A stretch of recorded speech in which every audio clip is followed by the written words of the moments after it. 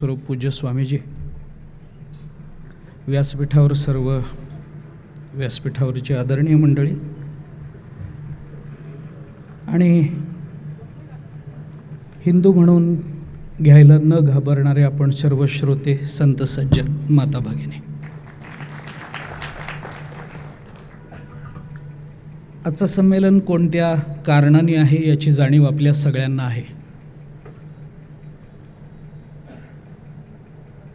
स्वतःचं अस्तित्व जपण्याकरता आपल्या हातात फार कमी दिवस राहिलेत. बाहेरचं वातावरण फार वाईट आहे.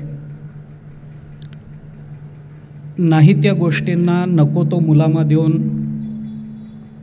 अविचारानं धर्माची आणि धर्मप्रवृत्त झालेल्या लोकांची निंदा करण्यामध्ये लोकांना पुरुषार्थ वाटतो आहे. अशा परिस्थितीमध्ये हिंदुत्वाचा अभिनिवेश आणि हिंदूच्या पोटी जन्माला आलो या विचारातून माणसाचं रक्त खवळलं नाही तर आपण माणूस म्हणून घ्यायच्या योग्यतेचे राहणार नाही याची जाणीव आपल्या प्रत्येकाच्या अंतःकरणामध्ये जरी आता निर्माण झालेली असली तरीसुद्धा प्रार्थना विनंती एवढीच आहे, रक्त खवळू दे, फक्त कृती शास्त्रीय असू देत.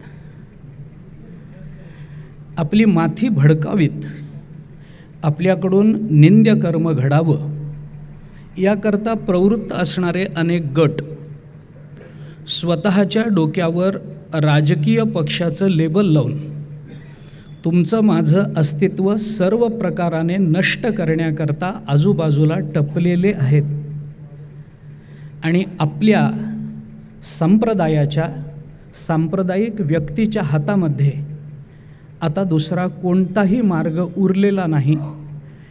आत्ता लगेच शास्त्रीय म्हणून एकच मार्ग आपल्या हातात आहे, मतदान करणे. एवढा एकच मार्ग आहे. आत्ता आदरणीय हरिभक्तीपरायण रामकृष्ण महाराज वीर यांनी या विवेकाची गोष्ट, काही विवेकाबद्दल ते बोलले. मला अधिक बोलायचं नाही, खरं म्हणजे मला बोलायचंच नव्हतं, पण तरी आल्याबरोबर का माझं नाव घेतलं मला माहिती नाही. पण अशी एक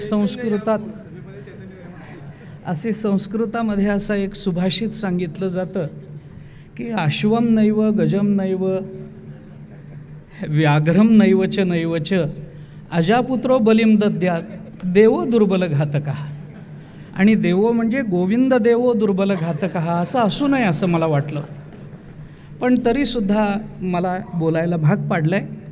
पण बोलणं आज प्रत्येक कीर्तनकाराचं कर्तव्य आहे. या संबंधात बोलणं कीर्तनकाराचं कर्तव्य आहे. आपण ज्ञानेश्वरी गाथा संत वाङ्मय याच्यावर बोलत जरी असलो तरी या वाङ्मयाबद्दल आपल्याला मोकळ्या मनानं अतिशय चांगल्या वातावरणामध्ये आणि निकोप मनं निर्माण करायची असतील तर आपल्या भोवतालची परिस्थिती धार्मिक असावी लागते आणि त्याकरता म्हणून आपण सर्वांनी कटिबद्ध झालं पाहिजे. रामकृष्ण महाराज विवेकाची गोष्ट सांगत होते. मला अधिक बोलायचं नाही. ज्ञानोबारायांची एकच ओवी मला आपल्यासमोर आत्ता ठेवण्याचा मोह आहे. मी अविवेकाची काजळी फेडोनी विवेक दीप उजळी तै योगिया पाहे दिवाळी निरंतर. आता आपल्याला 20 तारखेला अविवेकाची काजळी फेडायची आहे. अविवेकाची काजळी 20 तारखेपर्यंत फेडत राहायचं आहे. 20 तारखेला योग्य ते बटन दाबून विवेकाचा दीप लावायचा आहे आणि 23 तारखेला योग्याची निरंतर दिवाळी आपल्याला अनुभवायची आहे. या कारणाकरता म्हणून आपण सर्वांनी एकत्रित येणं महत्त्वाचं आहे. हे एकत्रित आत्ताही आपण आलेलो आहोत. कीर्तनकारांचं संमेलन, धर्माचार्यांचं संमेलन असं वारंवार म्हटलं जातं, पण मला असं वाटतं की प्रत्येक कीर्तनकार स्वतःच्या ठिकाणी एक संमेलन पण बाळगून आहे. तो कीर्तनकार व्यक्ती म्हणजेच एक संमेलन असतं.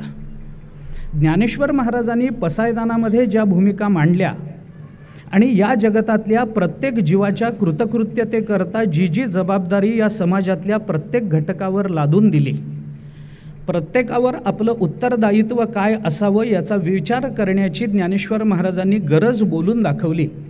त्याच्यामध्ये तुमच्या आमच्यावर जर आपण हरिभक्तीपरायण ही बिरुदावली लावून घ्यायला लाजत नसू, हरिभक्तीपरायण म्हणून घ्यायला आपल्या अंतःकरणामध्ये कोणता विकल्प येत नसेल, तर आपल्या सर्वांवर ज्ञानेश्वर महाराजांनी ही जबाबदारी टाकली आहे. वर्षत सकळ मंगळी ईश्वरनिष्ठांची मांदियाळी अनवरत भूमंडळी भेटतू भूता. हे अनवरत 20 तारखेपर्यंत या भूमंडळावर अनेक लोकांना भेटत राहून आपण मांगल्याचा म्हणजे सुयोग्य पद्धतीनं बटण दाबण्याच्या विचाराचा मंगलवर्षाव करत राहणं ही आज कीर्तनकाराची या निमित्तानं जबाबदारी आहे. आपण सर्वांनी ते केलं पाहिजे. परंतु गोष्टी फार विचित्र आहेत, फार विचित्र गोष्टी आहेत. आपल्या अवतीभोवतीचं जे वातावरण आहे ते मघाशी म्हटल्याप्रमाणे चांगलं नाही आणि आपल्यालाही हे माहिती आहे. आपली अडचण कशात आहे? आपल्याला काही कळत नाही ही आपली अडचण नाहीच आहे, ती कधीच नव्हती. लोकसभेला काय झालं हे आपल्याला कळलं नाही असं मुळीच नाही आहे, हे आपल्याला कळलेलं आहे. पण जे कळलेलं आहे त्याच्यातून सुयोग्य विचाराची निवड करून पुढे काय करायचं आहे याच्याकरता जो विवेक, याच्याकरता जी विचार संपन्नता लागत असते, त्या विचारातून कृतिशील होणं ही थोडी अडचण आहे. दुर्दैवाने झालं काय, आपण दुर्दैवाने म्हणण्यापेक्षा थोडंसं स्पष्ट बोलतो मी, मला आपण परवानगी द्याल. हा विचार कुठल्या पक्षाशी संबंधित नाही आहे, हा विचार कुठल्या एका विशिष्ट विचारधारेशी संबंधित नाही आहे. आज जो विचार करण्याकरता आपण इथे आहोत, ज्या विचाराला डोक्यावर घेऊन, ज्या विचाराला आपल्या डोळ्यासमोर ठेवून आज आपल्याला फिरण्याची आवश्यकता आहे, आज ज्या कारणाने स्वामीजी फिरतायत, या सगळ्या गोष्टी जर बारकाईनं बघितल्या तर कुठल्या कीर्तनकाराला पक्षच नाही. कीर्तनकार कुठल्याही पक्षाशी बांधील नाही आहे. आपल्याकडे सगळेच येतात, याही पक्षाचे लोक येतात, त्याही पक्षाचे लोक येतात, पण कीर्तनकाराला 2च पक्ष आहेत, एक शुद्ध पक्ष आहे आणि दुसरा वद्य पक्ष आहे एकादशीचा. कीर्तनकार या 2च पक्षाशी संबंधित आहे. त्याला कुठल्याही विचारधारेशी म्हणून काही समर्पण आहे अशातला भाग नाही. त्याच्या डोक्यात एकच आहे, देव मस्तकी धरावा, अवघा हलकल्लोळ करावा. याच समर्थांच्या वचनाप्रमाणे आमचा कीर्तनकार आज बाहेर पडतोय. सर्व संप्रदायातले, महाराष्ट्रातल्या सर्व संप्रदायाचे कीर्तनकार या विचारानं बाहेर पडतात. पक्षाशी संबंधित विचार नाही. पण अडचण ही झाली की उद्या आमच्या अस्तित्वावरच गदा यायला लागली आहे. अडचण ही झाली की आमच्या विचाराच्या अभिव्यक्तीशीच आता प्रतारणा व्हायला लागली. हा अनेक वर्षापासून हे चालत आलेलं आहे. राम मंदिर उभं व्हायच्या आधीपासून हा विचार आहे आणि हा विचार आपल्या माथी अनेक वर्ष मारून आपल्याला अशा पद्धतीनं विचाराला प्रवृत्त केलेलं आहे की हिंदू धर्म हा धर्मनिरपेक्ष धर्म आहे. कशा करता? हिंदू धर्मनिरपेक्षतेचा मक्ता काही फक्त हिंदूंनी घ्यावा आणि बाकीने मात्र त्यांच्या धर्माचं लांगुलचालन करत आमच्या डोक्यावर प्रसंगी आमच्या उरावर बसण्याचे प्रयत्न करावेत, हे कुठपर्यंत आम्ही सहन करणार आहोत? हिंदू निरपेक्ष म्हणजे काय? अरे हिंदू निरपेक्ष आहे, वारकरी कीर्तनकार निरपेक्ष आहे, वारकरी निरपेक्ष आहे, रामदासी संप्रदायातले कीर्तनकार प्रवचनकार रामदासी म्हणून या महाराष्ट्रामध्ये फिरून अखंड समर्थांच्या वचनाची पेरणी करणारे रामदासी हे सुद्धा निरपेक्ष आहेत. आम्ही निरपेक्ष आहोत, पण समोरून येणारी प्रतिक्रिया निरपेक्ष नाही ना. आम्ही सगळे सर्व धर्म समभाव हे कुणाच्या बुद्धीतून निघालेलं खूळ आहे मला अजून कळलेलं नाही. मी शोधच घेतोय अजून. सर्व धर्म समभाव हे कुठला मूर्खपणा आहे हा? सगळे धर्म कधीही समान नसतात. आपण लिहून घ्या, आपण हे नीट लक्षात घ्या. आम्ही ज्या समभावाची अपेक्षा करतो त्याच्यातच विषमता निर्माण करण्याकरता विशिष्ट समुदायाला हाताशी धरून या सगळ्या समाजकारणाचा विध्वंस करावा या विचारानं प्रवृत्त झालेले लोक कुठला धर्म मानणार आहेत? आपल्यासमोर अरेरावी करणारे लोक त्या धर्माच्या समोर गेल्यानंतर इतके नम्र कसे होतात न कळणारी गोष्ट आहे.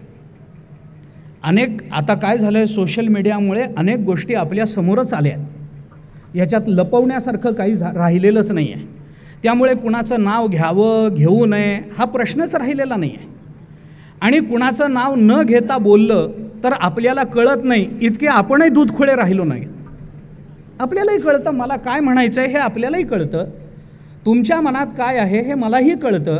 फक्त काय आहे, कायद्याच्या चौकटीत अडकायचं नाही एवढाच विषय आहे. कायद्याच्या चौकटीत आम्हाला अडकायचं नाही. कुठली आमच्यावर कुठले लेबल्स लागू नयेत याच्याकरता आम्हाला काही प्रयत्नशील राहून जे करता येईल ते करणं शक्य आहे. अडचण आमची ही झाली. या सगळ्या गोष्टी खूप विस्तारानं स्वामीजी बोलतील. मला आत्ता त्याच्याबद्दल विशेषत्वानं काही बोलायचं नाही आहे. परंतु अवघड प्रसंग आहे. आपल्याला एकत्रित आलं पाहिजे. एकत्रित याच्याकरता आलं पाहिजे की घरात बसलेल्यांना मतदानाकरता बाहेर कसं काढता येईल याच्या विचारमंथनाकरता एकत्रित आलं पाहिजे. आम्हाला एकत्रित येऊन एकगठ्ठा मतदान करायचं आहे हा विषय स्वतंत्र आहे. आम्हाला एकत्रित याच्याकरता आलं पाहिजे की आम्ही श्रोत्यांच्या किंवा समाजाच्या अंतःकरणामध्ये धर्मभावना आम्हाला जपण्याकरता ज्या काही नियमावलीची आवश्यकता आहे, ज्या काही विचारांच्या पेरणीची आवश्यकता आहे, ज्या पद्धतीने नियोजनाची अपेक्षा आहे ते नियोजन आम्हाला मोठ्यांच्या मुखातून ऐकता यावं याच्याकरता आम्हाला एकत्रित यायचं आहे. आणि अंततोगत्वा अक्षरशः अगदी त्याच भाषेत बोलायचं झालं, न घाबरता बोलायचं झालं तर हिंदूंनी हिंदुत्व जपणाऱ्या निवडणूक लढणाऱ्या अशाच उमेदवाराला एक गठ्ठा मत दिलं पाहिजे की जो फक्त हिंदुत्वाची भाषा करतो आहे. हिंदुत्व म्हणजे अक्षरशः हिंदुत्व. मी जरा स्पष्ट बोलतोय, मला कल्पना नाही याची, परंतु हे स्पष्ट मी बोलतो कारण अडचण पुढं होणार आहे. या गोष्टी खूप सावकाश चालल्या आहेत. आम्ही वेगळ्या विचारात आहोत. लोकांचे विचार वेगळ्या पद्धतीनं सावकाश सूक्ष्मतेनं, ज्याला स्लो पॉयझनिंग म्हणतात, त्या पद्धतीचं चालू आहे काम. आमच्यापर्यंत आलं नाही. ज्या वेळेला होईल त्या वेळेला आमच्या हातात काहीही राहिलेलं नसेल. आत्तापर्यंत बरंचसं गेलं आहे, पुढेही जाण्याची शक्यता आहे. आता हे सगळं झालं चालू आहे. लोक विचित्र पद्धतीनं वागतात. आमच्या समोर बोलताना पुष्कळ वेळेला अनुभव येतो. समोर बोलताना कसे असतात, मागे वागताना कसे असतात. मला सांगा, मी साधा प्रश्न आपल्याला विचारतो, हाच प्रश्न आपण समाजाला विचारा कीर्तनामधून. मला सांगा, रामगिरी महाराजांचं काय चुकलं? साधा प्रश्न आहे ना. काय चुकलं त्यांचं? त्यांचे तथाकथित स्कॉलर्स म्हणून भाषणं देतात, त्यांच्या भाषणातून हेच वक्तव्य येतं. तेच वक्तव्य रामगिरी बाबांनी केलं. आणि आजही आपण तेच सांगू की झालंय ते झालंय. 9 वर्षाच्या मुलीशी लग्न झालंय, करता काय त्याला? वस्तुस्थिती आहे, हा इतिहास आहे. याला तुम्ही काही करू शकत नाही, मी काही करू शकत नाही. इतिहास बदलणं हे कुणाच्याही हातात नाही, पण इतिहासातून शिकणं हे सगळ्यांच्या हातात आहे. आम्ही हे केलंच पाहिजे. आता हे किती दिवस आम्ही हे करणार आहोत की नाही, हा आता व्यक्तिगत संबंधांना फारसा अर्थ राहिलेला नाही. व्यक्तिगत संबंधांना अर्थ नाही. तुम्ही काय, मला घेणं देणंच नाही आहे. सुदैवानं माझं इतकं चांगलं आहे स्वामीजी, माझं इतकं चांगलं आहे की माझ्या मतदारसंघामध्ये जो उभा राहतोय ना तो माझ्या प्रेमातलाच आहे. त्यामुळे मला दुसऱ्या विकल्पाचा प्रश्नच नाही. पण अडचणी अनेक ठिकाणी अशा निर्माण झाल्या आहेत की तिथं प्रेमातला मनुष्य असतो पण तो दुसऱ्या पक्षातला असतो. मग आम्हाला म्हणून मी म्हटलं की व्यक्तिगत संबंधांना धर्माकरता या निवडणुकीत बाजूला ठेवा. व्यक्तिगत संबंधांना या निवडणुकीत धर्माकरता, आपलं अस्तित्व राखण्याकरता, आपली विचारधारा अबाधित राखण्याकरता, आपला धर्म राखण्याकरता, आपलं वाङ्मय राखण्याकरता आत्ता हे सगळं बाजूला ठेवून कुठे ना कुठेतरी आपल्या अंतःकरणामध्ये धर्मनिष्ठता ही वाढती राहिली पाहिजे. कुठेतरी आपल्या अंतःकरणामध्ये हे जाज्वल्य विचार आपल्या अंतःकरणामध्ये नेहमी जागृत राहिले पाहिजेत। याच्याकरता आपण प्रयत्नशील राहावं। मला आमंत्रित केलं त्याबद्दल अंतःकरणपूर्वक धन्यवाद देतो।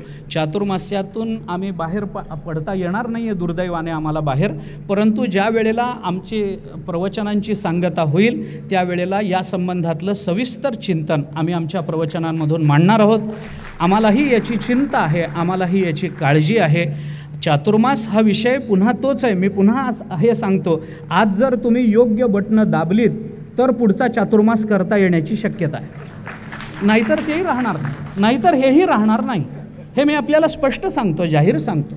आज योग्य बटणं दाबलीत, आपण योग्य उमेदवार निवडून दिलेत, हिंदुत्वाचा परामर्श घेऊन, हिंदुत्व ही सामान्य काय हिंदुत्वाच्या व्याख्या केल्या गेल्या आहेत, जीवनशैलीपर्यंत त्याला नेऊन ठेवलं आहे। मी त्याला गैर मानत नाही, पण जीवनशैली म्हटलं की त्याला बाजूला ठेवता येतं। हिंदुत्व ही आमची जीवनशैली नाही, हिंदुत्व हे आमचे रक्त आहे, हिंदुत्व हा आमचा प्राण आहे, हिंदुत्व ही आमची अस्मिता आहे, हिंदुत्व हा आमचा धर्म आहे, हिंदू हा आमचा संप्रदाय आहे आणि म्हणून हिंदू हे आमचं अस्तित्व आहे। या विचारानंच आम्ही या हिंदुत्वाकडे पाहिलं पाहिजे आणि त्या दृष्टीनंच आपण प्रवृत्त व्हा। आत्ता फक्त अयोध्या झालं आहे, आपण योग्य बटणं दाबाल तर नजीकच्या काळामध्ये मथुरा आणि काशी या दोन्हीकडे आपल्याला या दर्शनाचा आनंद घेता येणार आहे। मी पुन्हा पुन्हा आपल्याला सांगतो, हा विचार फार सामान्य वाटतो तेवढा नाही, हे हिमनगाचं टोक आहे। याच्या खाली फार मोठी षडयंत्र आहेत, याच्या खाली फार मोठा दुर्विचार आहे, याच्या मागे फार मोठी दुर्बुद्धी आहे। या सगळ्यातून बाहेर पडण्याकरता तुमच्या माझ्या हातामध्ये एकच उपाय आहे, हिंदुत्वाचा अभिनिवेश बाळगणाऱ्या उमेदवाराला निवडून देणं, एवढंच आज आपल्या हातात आहे। हे होऊ देत, मग आपण आपल्या हातात घेऊन काय करायचं ते बघू।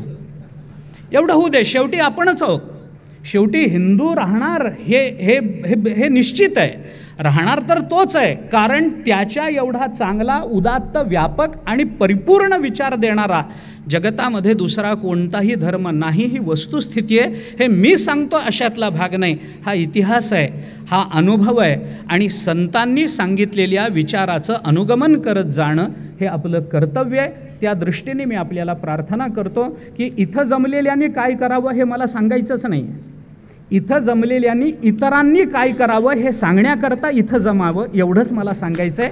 त्यामुळे आपण प्रत्येकाने बाहेर पडून घरात बसलेल्या सगळ्यांना बाहेर काढणं आणि मतदानाला नेणं आणि नेता नेता त्याच्या कानात काय सांगायचं आहे ते सांगणं, हे आपल्या सगळ्यांची जबाबदारी, आपल्या सगळ्यांचं कर्तव्य आहे। प्रसंगी त्याला त्याच्या वडिलाची शपथ घाला, त्याच्या आईची शपथ घाला, त्याच्या शेताची शपथ घाला आणि कुणाचंही ऐकत नसेल तर त्याच्या बायकोची शपथ घाला, तिला तिच्या नवऱ्याची शपथ घाला, पण हिंदू निवडून आला पाहिजे हे लक्षात ठेवा। सगळ्यांना प्रार्थना आहे, सगळ्यांच्या चरणी नतमस्तक आहे, सगळ्यांकरता पुन्हा पुन्हा विनंती आहे, हिंदू हिंदू आणि हिंदुत्व अबाधित राहिलं पाहिजे। जय श्रीराम।